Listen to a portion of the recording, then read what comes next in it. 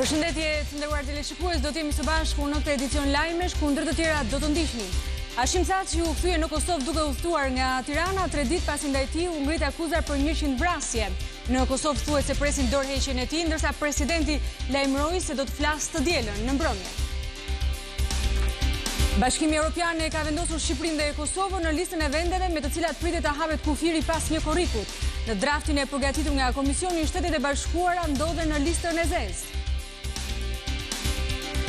Sajmir Tahiri do të gjykohet nga e para pasi gjykata e riktheu çështjen e tij. Kthyer ish ministri i brendshëm do të ketë përballë prokurorët e SPAK dhe gjykatës speciale kundër korrupsionit dhe krimit të organizuar. Tahiri e quajti vendimin pa drejtësi.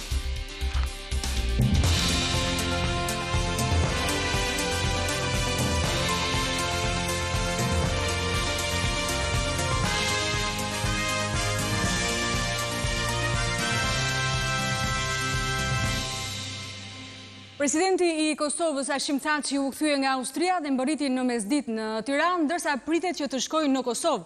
Presidenti pasi u akuzua për krime lufte ndërpreu udhëtimin në Washington, ndërsa takimi i planifikuar për të shtunën dështoi. 2 ditë më parë ishte kolegu ynë Muhamet Veliu që e përcolli zotin Thaçi dhe i mori edhe një intervistë, ndërsa sot ishte sërish në Rinas për ta pritur. Le ta ndjekim.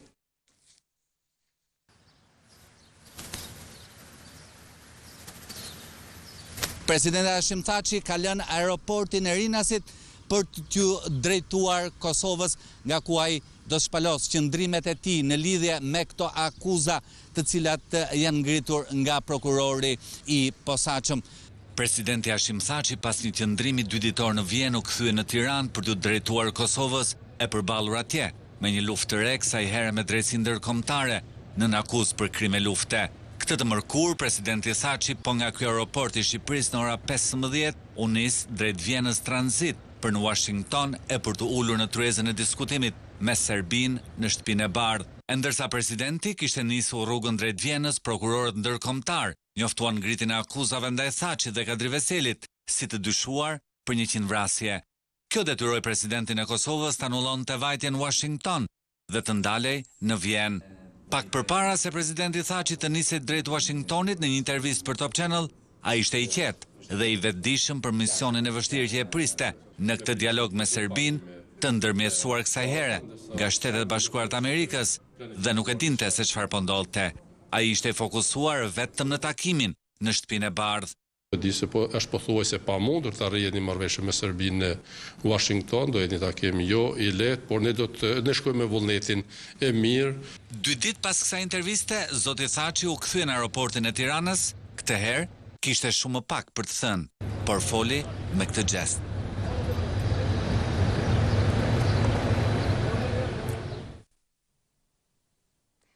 Ne do të lidhemi tani me Alberta Ashanin për të mësuar nëse presidenti ka mbërritur në Kosovë. Përshëndetje Alberta, a ka mbërritur presidenti Thaçi?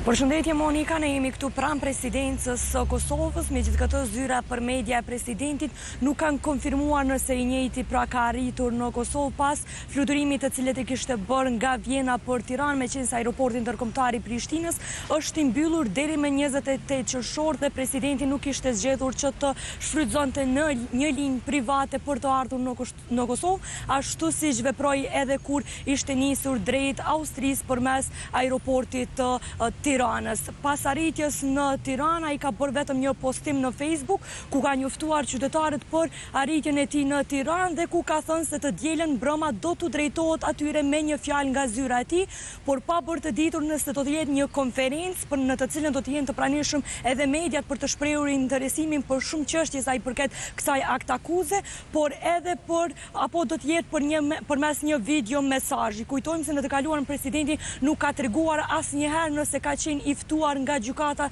speciale, qoftë në rolin e të dyshuarit apo në rolin e dëshmitarit, dhe ndaj tij tashmë u ngrit një aktakuzë e cila u bë publike nga vetë gjykata speciale. Me tutje në postimin e tij thuhet se mbetet me shpresë të plotë se ditët më të mira për Kosovën dhe kombin shqiptar i kemi përpara, gjithmonë i juaj deri në fund. Hashimi.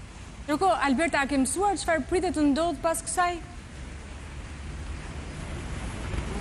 Ajo çfarë është duke u diskutuar Monika më së shumti është nëse presidenti do të jap dorëheqje apo jo. Burime brenda Bashkisë Ndërkombëtare kanë thënë se Bashkia Ndërkombëtare e Shtetet e Bashkuara të Amerikës, por edhe Bashkimi Evropian janë duke pritur që presidenti Hashim Thaçi të jap dorëheqje, pasi sipas tyre ka qenë një rregull i pashkruar, i vendosur, por që ka marrë mirë kuptimin dhe ja është pranuar edhe nga skena politike e Kosovës edhe nga skena e Bashkisë Ndërkombëtare, që përfaqësuesit institucional, politikanët e Kosovës në momentin që pranojnë një akt akuz nga gjykata speciale të japin dorëheqje nga pozitat e tyre institucionale. Si rrjedhoi këto burime, ka thënë se në rast se presidenti Thaçi jap dorëheqje tani, mundësia ekziston që Bashkia Ndërkombëtare të zgjedh presidentin e ardhshëm të Kosovës, duke ditur që ky president vazhdimisht, pra kur është zgjedhur presidenti, ka qenë të jetë e vështirë për të marrë 81 vota të kuvendit të Kosovës. Kujtojmë se edhe në të kaluarën ka ndodhur kur ish presidenti Atifeti Jajaga ishte zgjedhur nga Bashkia Ndërkombëtare dhe kishte marrur miratimin me shumicë vota të kuvendit të Kosovës, pra skena politike e kishte përkrahur zgjedhjen e emrit të saj nga Bashkia Ndërkombëtare.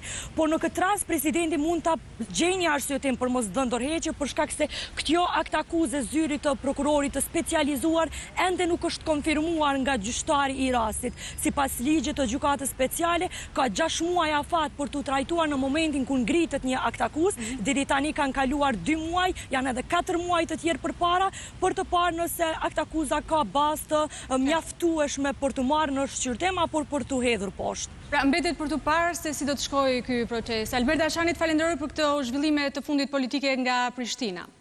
Ndërkohë, për herë të parë ka reaguar edhe presidenti i Serbisë për akuzën e ngritur ndaj Thaçit. Ai kërkon vetë përmbajtje për të mbrojtur serbët në Kosovë. Pas reagimit të parë të Hashim Thaçit, erdhi dhe reagimi i parë Aleksandar Vučić lidhur me akt akuzën e paraqitur nga zyra e prokurorit të specializuar Meselina Hag ndaj presidentit të Kosovës. Vučić tha se gjëja më e rëndësishme për Serbinë është të tregojë përmbajtje ndaj kësaj situate. Ne duhet të jemi të përmbajtur, e dim që kanë ndodhur krime të tmerrshme. Në çdo gjë tjetër duhet të tregojmë përmbajtje, pasi kështu mbrojmë popullin serb në Kosovë nga çdo dhunë, incident dhe sulm, tha kreu i shtetit serb në Bruksel, ku po qëndron për një vizitë gjatë të cilës ka zhvilluar takime me zyrtar të lartë europian. Zyra e prokurorit të specializuar njoftoi të mërkurën se i ka dërguar dhomave të specializuara të Kosovës Meselina Hag një akt akuz me 10 pika për shqyrtim, në të cilën Thaçi, Veseli dhe të tjerët akuzohen për një sër krimesh kundër njerëzimit dhe krime lufte, përfshirë këtu vrasjen e palishme, zhdukjen e personave për ndjekjen dhe torturat. Ende nuk është e qartë se kush bën pjesë në grupin e të tjerëve, siç i ka cilësuar zyra e prokurorit. Raportuesi për Kosovën në Bundestagun gjerman thotë se me akuzat e ngritura ndaj disa drejtuesve të UÇK-s nuk tregojnë se është UÇK në bangën e të akuzuarve.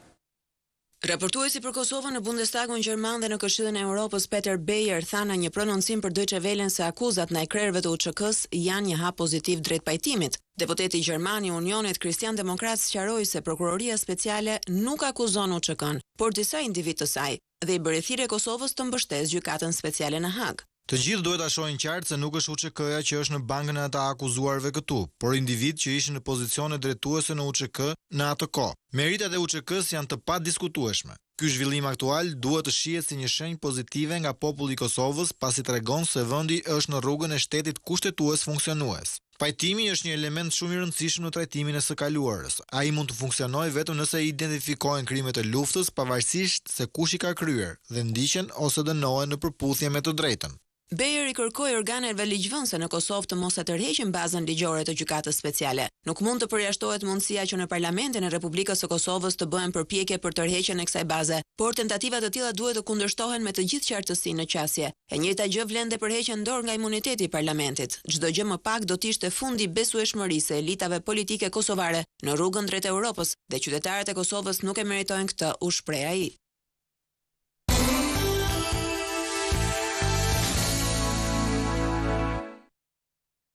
Dy persona humbën jetën sot për shkak të Covidit, ndërsa 77 të tjerë janë zbuluar si të infektuar në këto 24 orët e fundit. Viktimat janë një 76 vjeçar nga Tirana dhe një 54 vjeçar, të cilët vuanin edhe nga probleme të tjera shëndetësore. 77 raste të reja pozitiv me Covid-19 kanë rezultuar gjatë 24 orëve të fundit në vendin tonë, po kështu është rritur mundësia për të rënë në kontakt me virusin personat që nuk janë prekur ende. Janë aktualisht 920 persona që janë duke kaluar COVID-19, ndërkohë që është rritur frikshëm numri i pacientëve që po trajtohen në shërbimin infektiv. Janë aktualisht 87 pacientë që po marrin trajtim në këtë shërbim, nga të cilët 15 në terapi intensive, madje 2 janë me frymarrje të drejtuar. Ka mbërritur në 51 numri i personave që kanë humbur jetën për shkak të COVID-19-s. 2 humbjet e jetës kanë qenë të papritura. Një 76 vjeçar nga Tirana me disa sëmundje bashkëshoqëruese, pas ishte përmirësuar pas 15 ditëve të trajtimit, ka psuar tromboemboli pulmonare. Dhe një 54 vjeçar në gjendje të rëndë me insuficiencë renale ka ndëruar jetë në urgjencën e spitalit infektiv. Shpërndarja gjeografike e rasteve të konfirmuara përkatësisht është në Tiranë 28 raste, në Shkodër 13, Durrësi dhe Korçë nga 5 raste, 4 raste Delvina dhe Berati, 3 raste në Fier, Kurbin dhe Puk, 2 raste në Elbasan dhe Kamës dhe nga një rast përkatësisht Kruj, Tropoj, Librazht, Gjirokastër dhe Sarand. Ministria e Shëndetësisë dhe Mbrojtjes Sociale i drejtohet çdo sipërmarrje turistike dhe të gjithë pushuesit të zbatojnë protokollin e masave anti-Covid për gjatë gjithë sezonit turistik. Sot Maqedonia e Veriut ka hapur kufirin për Shqipërinë. Ndjekim Doriela Çula. Hapja e kufirit me Maqedoninë e Veriut ka sjellë edhe lëvizjet e para në pikën e kalimit kufitar të Qaftanës. Edhe pse dita e parë e hapjes së kufirit nuk është shënuar një fluks i lartë i lëvizjeve si në hyrje dhe në dalje. Gjithsesi, udhëtarët nga të dy vendet nuk kanë munguar, ndërsa të vetmet masa që duhet të përmbushin janë pajisja me maska dhe doreza. Kalimi kufirit pas 4 muajsh në normalitet të plot në drejtim të Maqedonisë së Veriut bëhet kryesisht për punë, pushime apo pazare ushqimore. Ndërsa nga ana tjetër, ata që vinë nga Maqedonia e Veriut në drejtim të Shqipërisë preferojnë Bregdetin dhe qytetet e vendit tonë për të pushuar. Normal të ndjehemi mirë që të vizitojmë Tiranën. Është një vend që të gjithë e kanë qejf si vend ta vizitojnë. Dita e parë që u hap kufiri dhe dalim të shohim çfarë kanë dhe dalim deri nga Durrësi do të jemi. Neve si shqiptarët Maqedonisë e duam Shqipërinë dhe lëvizim shpesh, gati për ditë thuajse. Dhe hapja e kufive është një gjë shumë e mirë për gjithë territorin Maqedonisë Shqipëri, qoftë nga ana biznesit, qoftë nga ana e personave, çdo anë është pozitive. Pikës së kalimit kufitar të Qaftanës, sot janë hapur edhe 2 pikat e tjera kufitare me Maqedoninë e Veriut, Tushemishti dhe Gorica. Bashkimi Evropian ka përgatitur një draft për vendimin për hapjen e kufirit të jashtëm të tij dhe sipas mediave europiane janë 2 lista. E para, lista e zezë me vendet që nuk do të lejohen të hyjnë në Bashkimin Evropian dhe një prej tyre janë Shtetet e Bashkuara dhe e dyta është Shqipëria dhe Kosova. Të mbyllur në një sallë takimesh në Bruksel, zyrtarët po debatojnë se kush do të lejohet të hyjë në Bashkimin Evropian në 1 korrik, data kur planifikohet të hapen kufit ndërkombëtar të bllokut. Ekzistojnë 2 lista, një për vendet që do të pranohen dhe një për ata që nuk do t'u lejohet hyrja. Episodi ka ngjallur polemika pasi u zbulua se Shtetet e Bashkuara, vendi i prekur më rënd në botë nga COVID-19, me mbi 2.4 milion raste do të jetë praktikisht në listën e zezë. Të njëjtën zyrtarët evropian nuk arritën të merrnin një vendim mbi vendet të cilave do t'u ndalohet hyrja pasi të hapen kufit e jashtëm të bllokut dhe një diplomat i BE-s tha se zyrtarët nuk ishin mundur në atë moment të arrinin një marrëveshje. Euronews ka siguruar nga burimet të tij diplomatike brenda bllokut listën e plotë të vendeve për të cilat, siç thotë, do të jenë të hapura kufit e Europës. Rriti njohur informativ thotë se mund të konfirmojë atë që raportoi 2 ditë më parë, se Brazili, Katari, Shtetet e Bashkuara të Amerikës dhe Rusia nuk janë në listën e aprovuar. Të njëjtat burime hedhin dyshimet mbi datën e rihapjes së kufive të 1 korrikut, duke treguar se marrëveshjet mund të vulosen në kohë. Në listën e plotë të vendeve, shtetasit e cilëve do të lejohen të hyjnë në Europë sipas draftit, figuron edhe Shqipëria e Kosova. Burimet diplomatike aluduan sidoqoftë se ka mosmarrëveshje lidhur me kriteret që duhen marrë parasysh për këtë qëllim, me disa zëra që pretendojnë se të dhënat në lidhje me normat e Covidit nuk janë të besueshme. Sajmir Tahiri do të gjykohet nga e para pasi gjykata e riktheu çështjen e tij. Këtë herë, ish-ministri i Brendshëm do të ketë përballë prokurorët e SPAK dhe gjykatës speciale kundër korrupsionit dhe krimit organizuar. Tahiri e quajti vendimin një padrejtësi. Por le të lidhemi tani me Anila Hoxhën. Përshëndetje Anila, cili ishte shkurtimisht ky vendim, por dhe reagimi i ish-ministrit Tahiri?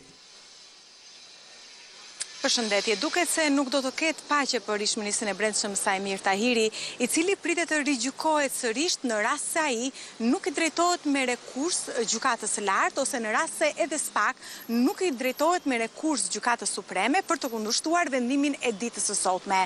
Kolegji penal e gjykatës së posaçme të apelit urdhëroi prishjen e vendimit të shkallës së parë dhe dërgimin në të njëjtën gjykatë me një trup tjetër gjyqësore për rigjykimin e ish-ministrit të Brendshëm Sajmir Tahiri dhe rigjykimin e ish-drejtorit të policisë së Vlorës Jal Çela.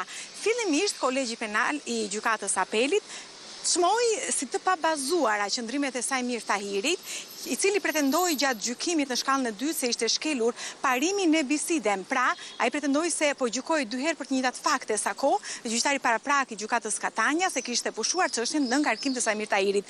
Por gjykata tha sot se nuk është shkelur ky parim, sa kohë vendimi i gjykatës së Katanias, që konsideroi të pafajshëm Sajmir Tahirin, nuk konsiderohet një vendim i formës së prerë.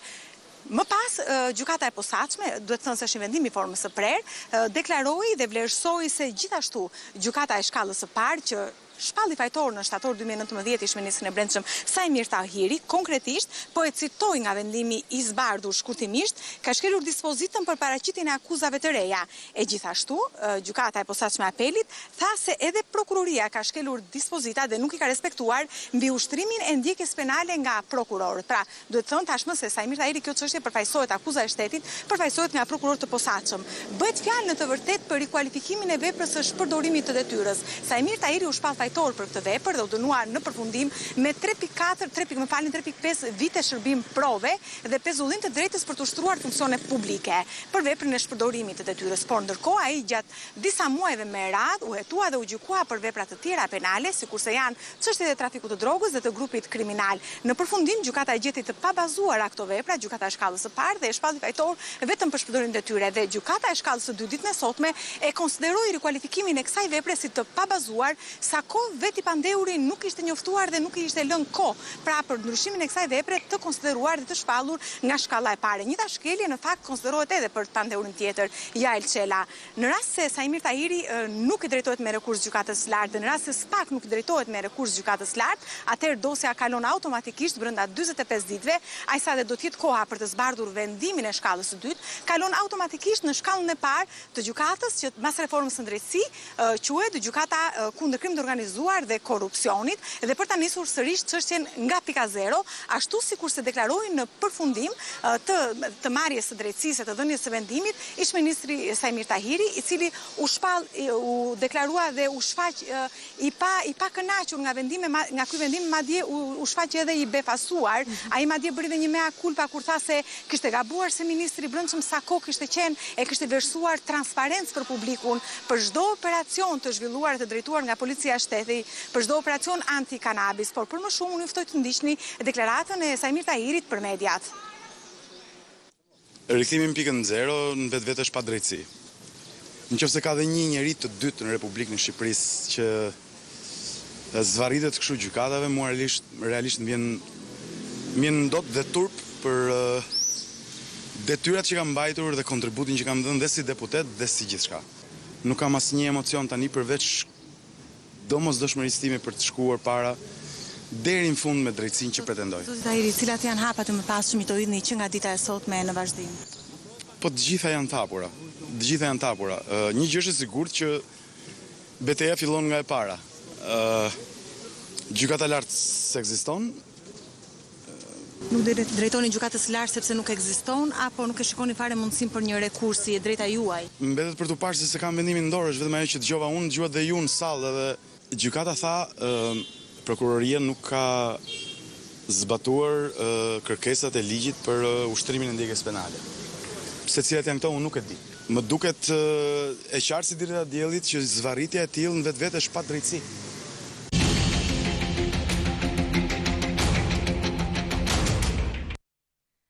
Dje vonë përfundoi përgatitja e draftit të kodit të ri zgjedhor, në të cilin ka disa ndryshime që do të na i tregojë tani Elda Menga. Në zgjedhjet e ardhshme parlamentare, partitë politike do të futen në garë me një kod të ri elektoral, i cili, më shumë se sa rekomandimet e OSBE ODIR, reflekton garancitë që kërkon opozita jashtëparlamentare për të rifutur në sistem. Formula e re për kompozimin e KQZ-s rikthen opozitën jashtëparlamentare në kuvend, përmes përfaqësuesit të saj, i cili do të ketë të drejtën të përzgjedhë apo skualifikojë kandidatët.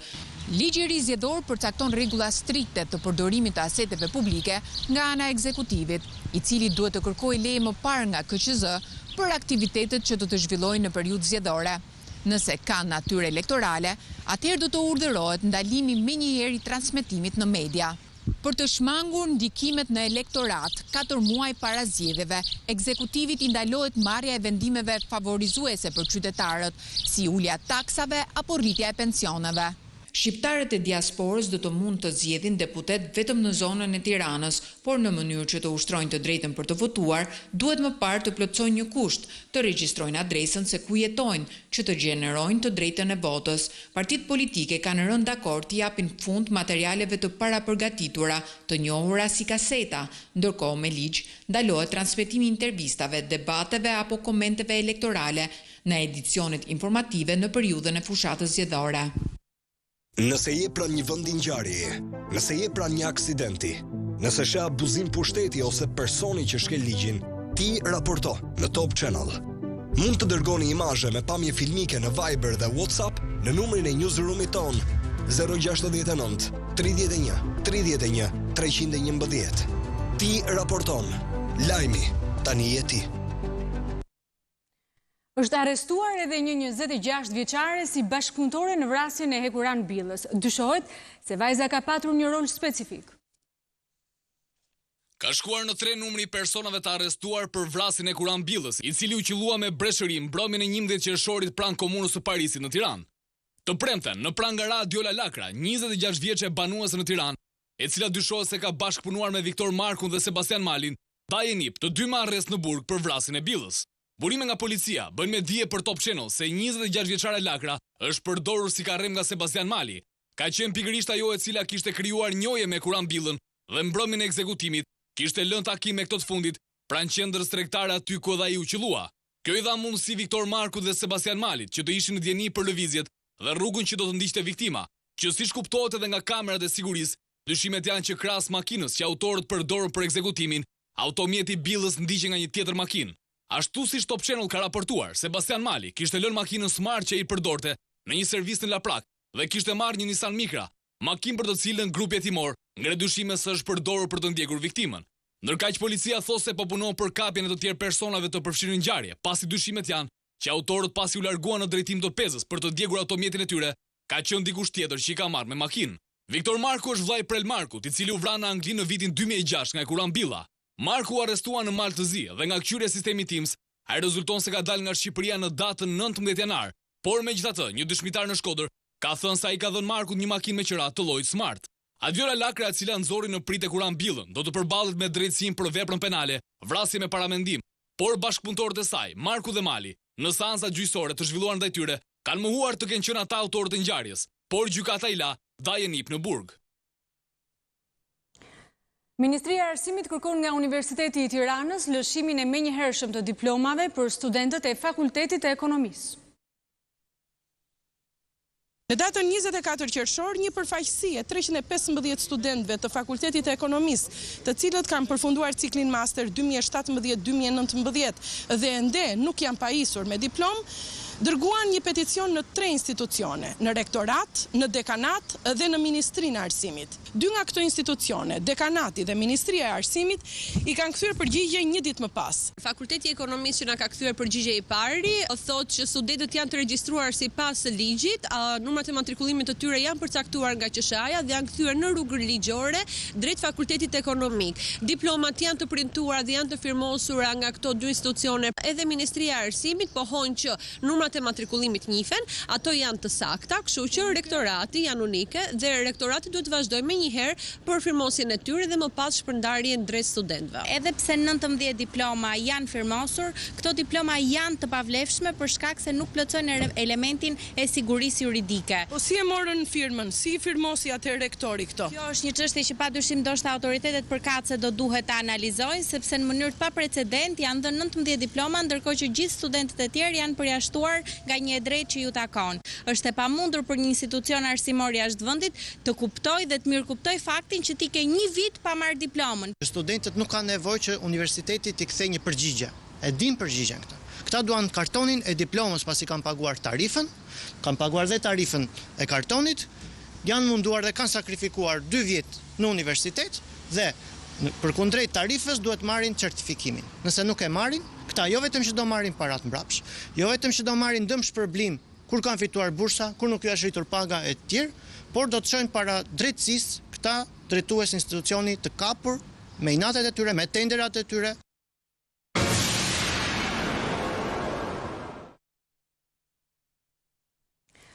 Bashkimi Evropian nuk e mbështet thirrjen e Shteteve të Bashkuara për të hapur një luftë tregtare kundër Kinës. Sekretari Amerikan i Shtetit Mike Pompeo i bëri thirrje Shteteve të Bashkuara dhe Bashkimit Evropian që të kultivojë një mirëkuptim të përbashkët për Kinën, në mënyrë që të krijojë një strategji efektive të rezistencës ndaj fuqisë në rritje ekonomike të Pekinit. Deklaratat e bëra gjatë një eventi të organizuar nga Fondi Gjerman Marshall erdhën ndërsa Pompeo njoftoi synimin e tij për të bashkuar me shefin e politikës së jashtme të Bashkimit Evropian Josep Borrell në Europë këtë muaj për diskutime në lidhje me Kinën. Përmes lidhjes në video, Pompeo theksoi natyrën dypalëshe të veprimeve, duke deklaruar se nuk janë Shtetet e Bashkuara që përballen me Kinën, është bota që përballet me Kinën. BE-ja ka shprehur më parë shqetësim për praktika tregtare që pretendon se janë grabitqare nga ana e Kinës dhe vjedhjen e pronës intelektuale, por ka treguar ndrojtje për të bashkuar me Washingtonin në një luftë tregtare. Në vend të kësaj, Brukseli është përpjekur të krijojë një rrugë të mesme duke lehtësuar marrëdhëniet tregtare, ndërsa ka hezituar të përshkallëzojë tensionin. Megjithatë, Bashkimi Evropian, që është bloku më i madh tregtar në botë, njoftohet se gjatë bisedimeve që zhvilloi me udhëheqjen kineze pak ditë më parë, i bëri presion Pekinit të përmirësojë përpjekjet e negociatave për një marrëveshje tregtare dhe të shtojë investimet në Bashkimin Evropian.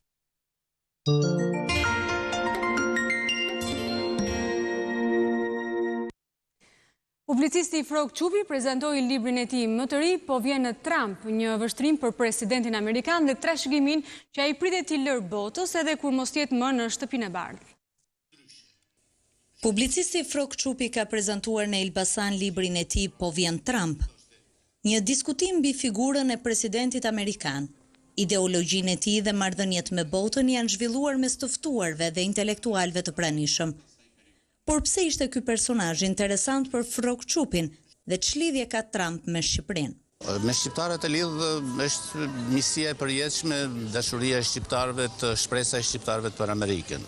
Duket se i pari libër shqiptar për presidentin amerikan ka zgjuar interesin edhe të ambasadores amerikane në Shqipëri, Yuri Kim, e cila ka pritur në një takim Frog Qupin. Është interesante ai si figurë. Është mund të se shiko ka figura shumë të mira, po s'të ngjallin gjë për të shkruar. Ai është interesant sepse është njeriu i papriturave, është njeriu i gabimeve, është njeriu i korrigjimeve të mëdha, është njeriu i sfidave. Në fundit unë kam para të si një hamall të edhe e shoh, si një hamall të hallëve të njerëzve të shteteve. Trump nuk është zoti, ishte fragmenti që tërhoqi fort vëmendjen e publikut, i cili mes rreshtave përpiqej të kuptonte qëndrimin e autorit ndaj presidentit të Amerikës. Trump nuk është zoti. Edhe vetë amerikanët e dinë që as Trumpi nuk është zoti. Le të ecim, ta çojmë më përpara vendin që dashurojmë, duke kërkuar prej tij bekimin dhe ndihmën, por duke ditur se në këtë tokë punët e Zotit duhet të bëhen punët tona të vërteta. Teksa prezantoi librin e tij, Frog Qupi vuri në dukje se ideologjia e Trump tashmë ka hyrë mes njerëzimit në shumë vende të botës dhe nuk do të mund të çrënjoset edhe në rast të largimit të presidentit amerikan nga posti. Presidenti Ilir Meta ka vlerësuar me titullin mjeshtër i madh muzikantin Gjovanin Lazri.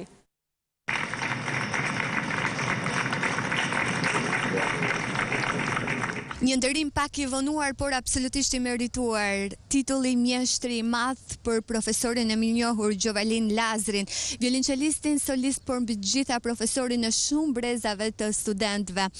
Gjovalin Lazri, për shkak të gjendjes rënduar shëndetësore, nuk mundi të ishte këtu në institucionin e presidencës për të marrë vetë titullin mjeshtri i madh.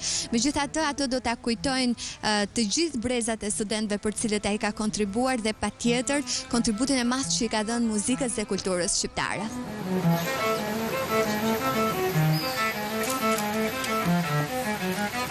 Jam nga skrapari, po vetëm iso di të mbaj edhe të këngën nuk di ta marrë mirë ta pres si duhet.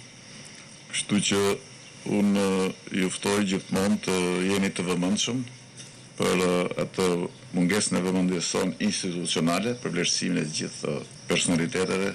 Muzika i bashkon dhe i bën më të afërt njerëz të ndryshëm dhe në një kohë e bën shoqërinë edhe më të harmonishme, siç e ka bërë edhe profesor Gjovalin Lazri. Është një nder që më gëzon shumë dhe them drejtën indirekt këtë ai e ka marrë këtë vlerësim nga studentët, nga kolegët në gjithë këto vite me radhë. Ka edukuar breza të tërë muzikantësh si drejtuesi i liceut artistik, drejtor artistik i liceut artistik, profesor Gjovalini dhe Zysha Fërdita e shoqja Zyshe pianos. Kështu që unë them shumë bukur që kujtohen për personalitete. Unë sa herë vi në Shqipëri gjithmonë i luaj në një program, kështu që vazhdoj të kem një kontakt profesor-student që më ndihmon shumë në Gjovalin Tish Lazri lindi në Shkodër më 13 tetor 1936. Në vitin 1950 ndjek liceun artistik Jordan Misja me profesor Boris Skablov, Guralumi dhe Skënderi. Në vitin 1959 fillon studimet e larta në Akademinë e Muzikës dhe Arteve në Prag. Më pas ka punuar si mësues violonçeli dhe zëvendës drejtor artistik i Shkollës mesme artistike Jordan Misja.